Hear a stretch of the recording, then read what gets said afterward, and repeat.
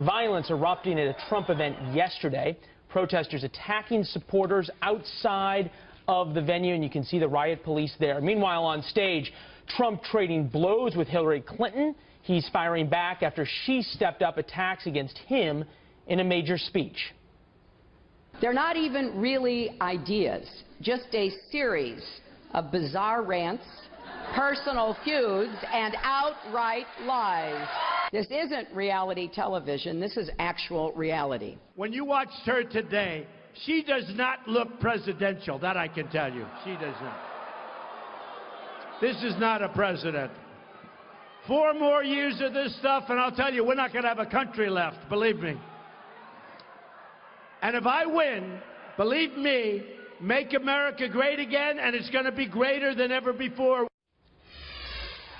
Senior national correspondent John Roberts was there for the violence and the aftermath, joins us now live. Good morning, John. Leland, good morning to you. There for the rally as well, which was well attended despite the fact it was game 1 of the NBA championships. Inside, a lot of celebration, big enthusiastic crowd, but outside, quite another scene as protesters and people who were bent on violence, who had intermingled themselves with them on the streets, confronted Trump supporters as they went out. A colleague of mine, Marcus DiPaolo, shot some video of a guy being sucker punched on the side of the head. He was knocked down, and it wasn't until he was knocked down the police actually came in to intervene.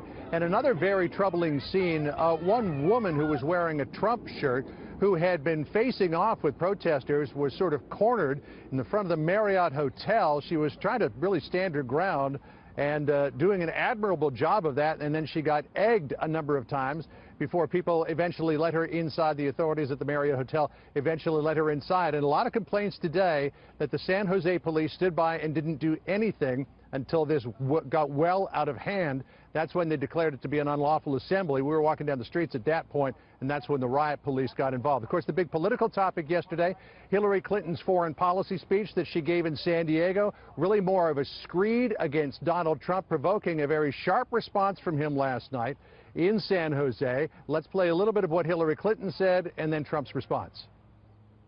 Donald Trump's ideas aren't just different. They are dangerously incoherent. This is not someone who should ever have the nuclear codes. I watched Hillary today. It was pathetic. It was pathetic. It was so sad to watch. And, you know, she's up there and supposed to be a foreign policy speech. It was a political speech. Had nothing to do with foreign policy. She made a political speech tonight, folks, and it was a pretty pathetic deal.